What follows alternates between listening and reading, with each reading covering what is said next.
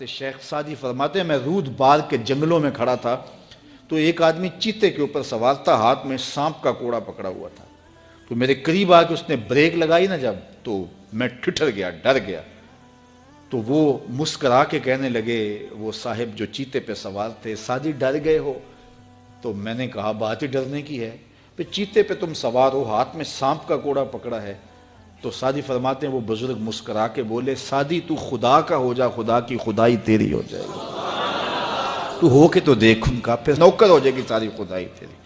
لیکن ہم جب زر کے پیچھے لگ گئے تو پھر غلام بن گئے۔ یہ دنیا کی مثال سائے کی طرح ہے، سائے کے پیچھے بھاگو گے تو آگے بھاگے گا، سائے کے آگے بھاگو گے تو پیچھے بھاگے گا۔ اللہ اکبر۔ حضور نے ایک سوراخ سے بیل نکلتے ہوئے دیکھا، نکلنے کے بعد پھر دوبارہ اس چھوٹے سے سوراخ سے وہ گھسنا چاہتا ہے لیکن وہ گھس نہیں پاتا۔ تو جبریل امین سے پوچھا یہ کیا ماجرا ہے؟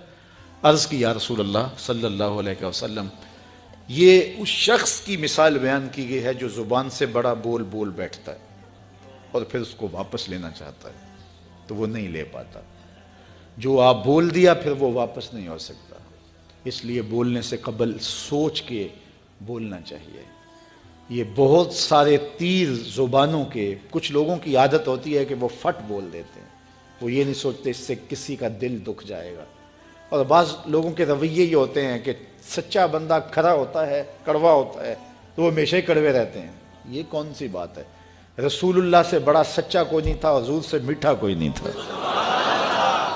تو یہ کیا بات ہوئی کہ یہ خیال کر کے کہ میں سچا ہوں اور کڑوا ہوں، ہر وقت زہر اگلتے رہو، لوگوں کی عزتیں اچھالتے رہو، لوگوں کی آبروؤں پہ حملہ کرتے رہو کہ میں سچا ہوں اور سچا بندہ کھڑا ہوتا ہے بات کر دیتا ہے۔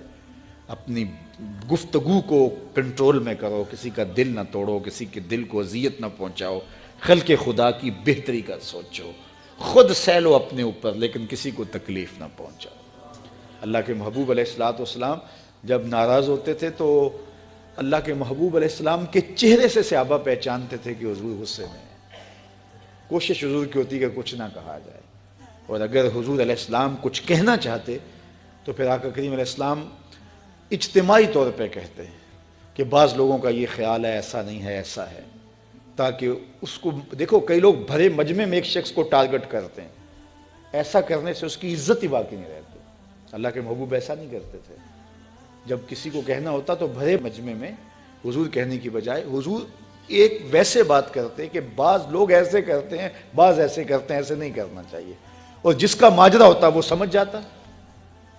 تو یہ کوئی بات نہیں ہوتی کہ میں کھرا آدمی ہوں، میں سچا آدمی ہوں، میں لوگوں کے دل چیرتا رہوں، میں لوگوں کے دل پر حملہ آور ہوتا رہوں، لوگوں کے جذبات سے کھیلتا رہوں، لوگوں کو تکلیف اور آزار پہنچاتا رہوں اور خلق خدا کے لیے میں تکلیف کا باعث بن جاؤں صرف اس بات پر کہ میں سچا ہوں۔ پہلی بات یہ ہے کہ یہ تیرا گمان ہے کہ تو سچا ہے اور کھڑا ہے، یہ تو اللہ کو پتا ہے کون کہاں کھڑا ہے۔ اس لیے یہ بات بہت اہم ہے کہ بولنے سے قبل سوچنا چاہیے، ایسے ہی زبان سے کوئی بات نہیں نکال دینی چاہیے۔ عربی کا ایک شعر ہے کہ جراحات السنان لہو تیام ولا یلتام ما جرح اللسان، کہ جو زخم نیزوں کے لگتے ہیں وہ بھر جاتے ہیں لیکن زبان کے تیروں کا زخم کبھی نہیں بھرتا، وہ تازہ رہتا ہے۔ اس لیے ہمیشہ آپ سوچیں اپنی زندگی میں کہ ہماری زبان سے لگا ہوا تیر کسی کو گھائل تو نہیں کر رہا۔ اور کچھ لوگ ایسے ہوتے ہیں کہ وہ مر بھی جاتے ہیں لیکن ان کی زبان سے نکلے ہوئے تیروں کی زہر افشانی ختم نہیں ہوتی، اور کچھ لوگ ایسے ہوتے ہیں ان سے اختلاف بھی ہوتا ہے لیکن اس کے باوجود کوئی ایسا جملہ نہیں ہوتا ہماری جانب ان کی طرف سے آیا ہوا جو ہمیں تکلیف دے۔ اختلاف اپنی جگہ ہوتا ہے لیکن جب وہ خیال میں آتے ہیں، جب وہ تصور میں آتے ہیں تو نفرت کے شرارے نہیں پھوٹتے، محبت ہی پھوٹتی ہے۔ اس لیے ایسے بن جاؤ کہ لوگ تمہیں سوچیں، تمہارا خیال کسی کو آئے تو ساتھ پیار کی خوشبو آنے لگ جائے، نفرت کے شرارے نہ پھوٹیں کہ کوئی تمہارا خیال کرے تو اس کو تمہاری زبان کے برستے ہوئے تیر آنے لگ جائیں، تمہاری نفرت انگیز باتیں ان کو ستانے لگ جائیں اور وہ تمہارے خیال سے، تمہارے گمان سے، تمہارے تصور سے وحشت کھانے لگ جائیں۔ نہیں، خوبصورت زندگی گزارو، اپنی زبان کو کنٹرول میں کرو، اپنی زبان کو قابو میں کرو۔ ام المومنین سیدہ عائشہ رضی اللہ تعالیٰ عنہ فرماتی ہیں کہ ایک دن حضور کا دریا رحمت جوش میں تھا اور حضور نے فرمایا عائشہ جو مانگنا ہے مانگ لو۔ میں نے عرض کی یا رسول اللہ اگر آپ اجازت دیں تو میں اپنے باپ حضرت ابو بکر صدیق رضی اللہ تعالیٰ عنہ سے مشورہ نہ کر لوں کہ میں نے کیا مانگنا ہے؟ تو فرمایا کہ جاؤ مشورہ کر لو، مشورے کی اجازت بھی ہو گئی۔ میں اپنے والد گرامی کی خدمت میں حاضر ہوئی اور کہا کہ دریائے رحمت جوش میں ہے اور رحمت کا باڑا برس رہا ہے۔ حضور نے فرمایا عائشہ جو مانگنا ہے مانگ لو، یہ اتنا سنہری موقع ہاتھ آیا ہے تو میں چاہتی ہوں کہ کوئی مانگوں تو اہم شے مانگوں، تو آپ کی خدمت میں حضور سے اجازت پا کے حاضر ہوئی ہوں، مجھے بتایا جائے کہ میں حضور سے کیا مانگوں تاکہ کوئی چھوٹی چیز نہ مانگوں، بڑی چیز مانگوں۔ تو حضرت ابو بکر رضی اللہ تعالیٰ عنہ نے فرمایا کہ بیٹا حضور سے جا کے کہنا کہ معراج کی خلوت خاص میں اللہ نے آپ سے جو راز کی باتیں کی تھی ان باتوں میں سے ایک بات بتا دو۔ مانگا بھی تو علم مانگا، اور عائشہ میرے سے وعدہ کرو جو حضور بتائیں مجھے بھی آ کے بتانا ہے۔ ام المومنین حاضر خدمت ہو گئیں۔ حضور نے پوچھا عائشہ مشورہ ہو گیا؟ کہا جی حضور ہو گیا۔ کہا مانگو کیا مانگتی ہو؟ کہا حضور معراج کی خلوت خاص میں جب اللہ کے حضور حاضر ہوئے تو رب نے آپ سے راز کی باتیں کی تو ان باتوں میں سے ایک بات بتا دیں۔ حضور مسکرا پڑے۔ اس بات پہ مسکرائے ہوں گے میرے یار غار کا انتخاب کیسا ہے، یا اس بات پہ مسکرائے ہوں گے کہ راز کی بات بتا دوں تو راز راز نہ رہا، لیکن وعدہ کیا تھا۔ کہا عائشہ سنو، جب میں قرب خاص میں پہنچا تو میرے مالک نے مجھ سے راز کی جو باتیں کی ان میں سے ایک بات یہ تھی، محبوب تیری امت میں سے کوئی شخص کسی شخص کا ٹوٹا ہوا دل جوڑ دے تو میرے اوپر لازم ہے بغیر حساب کے جنت عطا کروں۔ ام المومنین بہت خوش ہوئی اور اپنے والد گرامی سیدنا ابو بکر صدیق رضی اللہ تعالیٰ عنہ کے پاس آئیں اور ساری کہانی سنائی۔ بہت خوش تھی، لیکن حضرت ابو بکر صدیق رضی اللہ تعالیٰ عنہ نے سنا تو رونے لگے۔ تو ام المومنین سیدہ عائشہ رضی اللہ تعالیٰ عنہ نے عرض کیا میرے والد گرامی یہ بات رونے والی تو نہیں ہے، ہم بسا اوقات کسی دکھی کے کام آ جاتے ہیں، کسی کا دکھڑا بیٹھ کے سن لیتے ہیں، کسی کی ڈھارس بنا دیتے ہیں، کسی کے کام آ جاتے ہیں، یہ تو بخشش کا بہانہ ہاتھ آ گیا اور آپ اس پہ رو رہے ہیں۔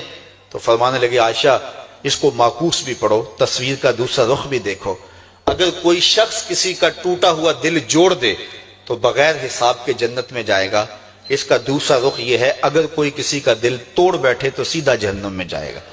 میں اس بات پہ رو رہا ہوں کہ ہم سے کسی کا دل نہ ٹوٹ گیا ہو۔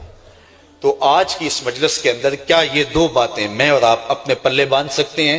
ایک کا تعلق حقوق العباد سے ہے اور ایک کا تعلق حقوق اللہ سے ہے۔ حقوق اللہ میں سب سے اہم چیز نماز ہے، اور پہلا سوال قیامت کے دن نماز کا ہی ہوگا۔ بلکہ حضور نے معراج میں جو مختلف مظاہرے دیکھے ان میں ایک چیز یہ بھی دیکھی، کچھ لوگوں کے سر پتھر سے کچلے جا رہے تھے، پھر صحیح ہو جاتے، پھر کچلے جاتے۔ جبریل سے پوچھا یہ کون لوگ ہیں؟ تو کہا آپ کی امت کے یہ لوگ وہ لوگ ہیں کہ جن کے سر نماز سے بھاری رہتے تھے۔ نماز کا کہو نہ بے نمازی کو، تو وہ پہلا بہانہ تو یہ لگائے گا کہ میرے کپڑے ٹھیک نہیں ہیں۔ میرے بزرگ فرمایا کرتے تھے تیرے کپڑے کیسے پاک ہو سکتے ہیں؟ تو رب کے حضور جھکنا نہیں جانتا، آ اس کے حضور جھکنا سیکھ لے، وہ تیرا لباس بھی پاک کر دے گا، تیرا دل بھی پاک کر دے گا۔ تو دوسرا بہانہ ہے، دوسرا بہانہ یہ ہوتا ہے کہ ہفتے کو شروع کروں گا جی، پہلی تاریخ سے شروع کروں گا۔ یہ وہ بندہ کہہ رہا ہے، ہفتے کا وقت وہ دے رہا ہے جس کے پاس ایک لمحہ بھی اپنا نہیں ہے، جس کو یہ نہیں پتا کہ اٹھنے والا اگلا قدم کہاں ہوگا۔ وہ کہتا ہے انشاءاللہ ہفتے سے شروع کروں گا، فجر سے شروع کروں گا۔